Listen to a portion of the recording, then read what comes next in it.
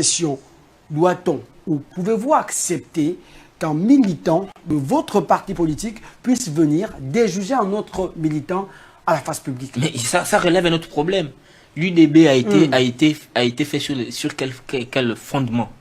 On a pris des gens à l'UDB pour en faire des cadres du parti sur quel fondement? Aucun fondement idéologique. C'est une bande de courtisans qui sont là, on soutient un homme pour d'ailleurs nous-mêmes bénéficier. Alors si je suis pas choisi et qu'un autre est choisi à ma place, vous pensez que je fais quoi? Puisque je ne suis venu à l'UDB que pour être choisi. Quand on ne me choisit pas, vous voulez que je fasse quoi? Je fais des intrigues, ce qui est normal. Et comme le parti lui-même a été conçu sur la base des intrigues et sur le néant, mais qui n'aille pas chercher le problème ailleurs en fait. Ils ont le résultat de ce qu'ils ont eux-mêmes sémé. Et depuis cette actualité, on rappelle que le recours de Jean-Philippe Doukaga a été déposé le 14 novembre 2025. L'Union démocratique des bâtisseurs ne s'exprime pas, du moins Maïs Mouissi ne s'exprime pas. C'est ça le problème. Oui, et j'ai envie de poser cette question, c'était Vies Manoutoum, ensuite je reviendrai vers vous, rassurez-vous. Brice Clotaire Nguema, l'UDB aujourd'hui, serait-il victime de son inclusivité dans la mise en place de ce parti politique? Je pense que moi je ne suis pas de l'UDB. Je ne suis pas un observateur de la vie politique. Je ne suis pas le porte-parole. Et si vous avez le porte-parole de Ensemble pour le Gabon, moi ce que je dis c'est que non, il ne faut pas dire que l'UDB est né sur le néant. Non, un parti politique s'érige selon la vocation que lui donnent ses fondateurs. Ça veut dire quoi? Ça veut dire que le président de la République qui a créé son parti l'a créé selon une idéologie, selon un ciment politique. Je ne suis pas de l'UDB, monsieur. Mais vous voyez? Attendez, non, mais écoutez. Moi, je sais ce que je dis au moins. Non. L'UDB a une idéologie. Laquelle? Mais Puisque vous défendez l'idée que le parti n'est pas né sur le néant. Bon, voilà. Oui, mais tout le monde peut prendre une étiquette. Mais dans le fond, quand on regarde dans la pratique, qu'est-ce qui ressemble à la social-démocratie dans le fonctionnement de l'UDB? Vous pensez? Mais je vous demande. Enfin, nous sommes vraiment mal. Permettons. C'est un parti qui est au gouvernement. Je suis vraiment mal placé pour répondre. Si vous voulez faire ce débat, mais allons-y savoir qu'est-ce que la social-démocratie. C'est quoi la social-démocratie? Non, mais ça, c'est pas le débat du jour. Non, mais voilà. Donc, ne nous amenez pas sur le débat qui est le débat du jour. Si vous voulez débattre avec l'UDB sur les fondements de leur ADN politique, à la lumière de ce qu'est votre parti, mais demandez un plateau avec l'UDB, ils vont vous répondre. Moi, je ne suis pas de l'UDB. Monsieur Issima, j'ai fait une affirmation que vous venez contredire. Je trouve décalé que... C'est mieux que je vous renvoie la question en me disant... Je trouve décalé que vous portiez des jugements de valeur sur l'UDB. Je trouve ça décalé. Vous, en tant que porte-parole de votre parti politique. Non, mais c'est de bonne guerre. Non, c'est pas de bonne guerre. Non, mais je suis étonné, monsieur Issima. Je vous dis pourquoi je suis décalé. Je trouve ça décalé. Vous êtes décalé par contre, oui. Je trouve décalé parce que vous ne pouvez pas, sur un sujet qui est éminemment juridique, trouver prétexte pour acculer. En quoi c'est juridique qu'un membre d'un parti aille porter... C'est un citoyen, monsieur. C'est un citoyen. Avant les partis politiques, qui a choisi le candidat pour eux? La qualité de citoyen prime sur la qualité de militant. Qui a choisi le candidat UDB pour les militants UDB, parce que votre parti politique n'est pas un exemple. Qui a choisi les candidats UDB? C'est un ramassis, c'est un ramassis des gris, c'est un ramassis des gens qui a choisi le candidat UDB pour les militants UDB. Vous êtes mal placé. Vous êtes mal placé. Moi, j'ai été aux affaires, moi. J'ai été aux affaires, moi. Ah, donc vous êtes aux affaires. C'est pas mon leader. C'est pas le leader. Il est échoué hier. Et aujourd'hui, il a été président du Gabon, il a été président du Gabon. Combien de mois? Et dans quelle république? C'est pas un débat. Non, apparemment, il veut faire un ne débat. fallait pas faire. Permettez, justement. Permettez, répondez directement à la question, s'il vous plaît. Et la formulation est très connue en République gabonaise. La question est la suivante. C'est vrai, c'était un individu. Et vous pouvez justifier cela par cet argument. On a quand même, et vous êtes un ancien militant du Parti démocratique gabonais.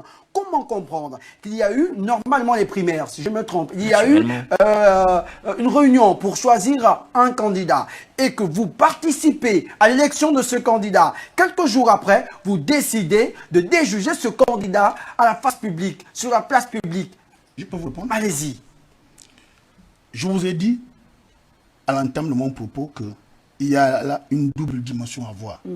La première dimension, c'est le respect de la discipline militante. La seconde dimension, c'est le respect de la légalité. D'accord? M. Boukaga se trouve être à la frontière entre respecter la discipline militante et respecter la légalité, c'est-à-dire respecter la loi. D'accord? Qu'il soit de l'UDB ou de toute autre partie, la qualité des citoyens est ce qui prime en lui. En tant que citoyen, qui a qualité à porter recours, parce qu'étant conseiller municipal, il a porté le recours en faisant valoir le principe républicain qui est celui du respect de la loi. Sur ça, il n'y a pas de débat. Le débat que nous pouvons poser, c'est le débat des enjeux politiques derrière. Pourquoi vous voulez que l'UDB s'exprime sur une décision administrative qui ne concerne pas le choix des candidats ou leur inéligibilité, mais sur les procédures de votation? C'est administratif. L'administration a tranché en disant de recommencer les opérations de votation telles que la loi le prévoit. Donc l'UDB s'incline devant ces décisions de l'administration et organise ses troupes pour repartir aux élections. Vous voulez que l'UDB s'incline face à une organisation assez chaotique? Non, l'UDB s'incline face à la décision de l'administration d'annuler les élections et de reprogrammer les élections. L'UDB s'incline. Oui, mais là n'est pas le débat parce que le ministère de l'Intérieur a respecté les textes. Justement. Le problème pour certaines personnes, il se trouve qu'il y a cette polémique en République gabonaise sur la géopolitique des personnes qui estiment, il faut le dire, que ce siège de maire devrait appartenir à une certaine ethnie. Mais là, et là, je vous repose cette question que je reposais la question. Je reviens. Ça me permet de répondre sur ce que a dit M. Cyril Bungunje. Vous savez, Port-Gentil est cosmopolite. À Port-Gentil, on n'a jamais eu de problème de socialisation pacifique. À Port-Gentil, on n'a jamais eu de problème de représentation de toutes les communautés à des postes de décision. Moi, j'ai milité à Port-Gentil. Je connais bien ce sujet politique. À Port-Gentil, nous avons eu des ministres n'étant pas autochtones qui ont été ministres pour le compte la province de Logo-Maritime. Nous avons eu l'exemple du ministre Noël Mboumba. Nous avons eu les députés qui ont été élus à Port-Gentil pour le compte de Port-Gentil n'étant pas forcément autochtone. Nous avons Marcelin Moussavou, qui a été député élu en 2018. Mais vous savez dire une chose et son contraire. Non, je ne dis pas une chose sans contraire. Lorsque vous avez eu à justifier, en tant soit peu la démarche de Jean-Philippe Adoukaga, vous avez justifié cela du fait déjà de son passé. Mais justement, non, ça veut dire que... Sur ses positionnements, sur les considérations des uns et des autres. Vous avez un problème à comprendre la logique. Allez-y. Non, vous avez aidez-moi à comprendre cette logique. Je vous ai présenté le personnage qu'est Jean-Philippe Boukaga en disant qu'il est coutumier de prises de parole intempestives et de démarches parfois controversées. Motivé. Je vous ai pris... Motivé par quoi? Oui, motivé parce que lui l'entend avec certains de ses pairs comme étant une exclusion républicaine de leur communauté. Mais moi je réponds à Boukaga en disant que ce n'est pas vrai. Parce que sinon, Madame Maïs Stéphanie Nguessi, qui sort là, délégué spécial adjoint, son nom à quelle résonance sociologique? Monsieur Marcelin Moussavou, Monsieur Noël Mboumba. Donc, à Port-Gentil, c'est un débat qui est un débat désuet, un débat qui n'a même pas lieu d'être, qui n'est même pas conforme à la sociologie politique, sociale et culturelle de Port-Gentil. Donc, c'est ce que je dis. Maintenant, si vous pensez... Non, la question n'était pas retournée vers les populations de Port-Gentil. La question était retournée, justement, vers celui qui a initié ce recours. Et vous semblez nous dire sur ce plateau, permettez, il va chuter, vous semblez nous dire sur ce plateau qu'en vérité, si on se base déjà aux actes posés par Jean-Philippe Adoukaga, cette démarche obéirait à des considérations anthropologiques. Si je vous suis. Non, vous me suivez pas justement. Je vais répondre pour le Gabonais. Ce que j'ai dit au départ, j'ai dit que le recours a été fait par un conseiller municipal issu des rangs de l'UDB. Je l'ai dit, qui se trouve être M. Jean-Philippe Boukaga. Bon, je vous ai dit que M. Boukaga, pour m'intéresser au personnage, a quand même déjà fait l'actualité dans notre pays, notamment il y a 2-3 mois derrière, avec la sortie tonitruante d'un bloc communautaire qui se revendiquait comme étant les défenseurs de la communauté métier et mairie.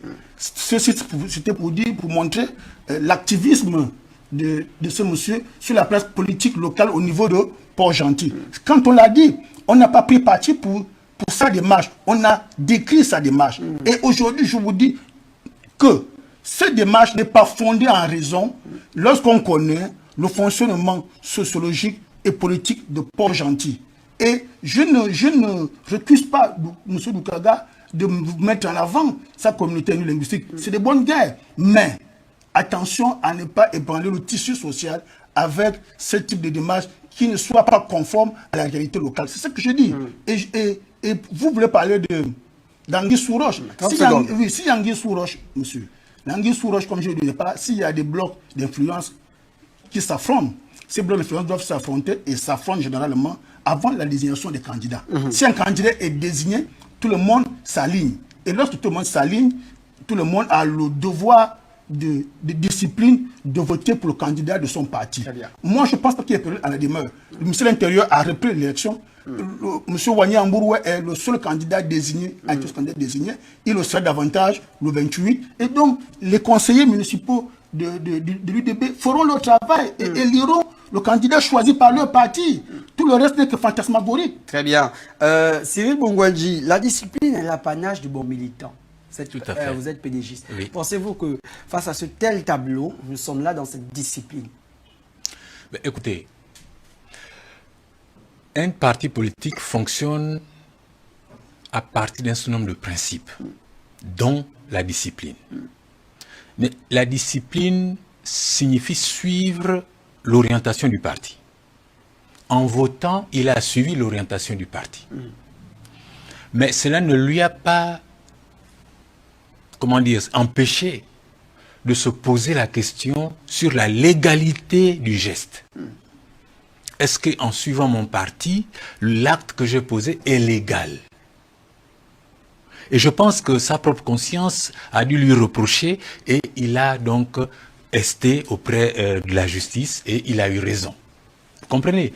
Donc à partir de cet instant, la discipline est simplement un moyen de maintenir l'ordre au sein d'un parti. Mais ce n'est pas un moyen de s'asseoir sur la loi.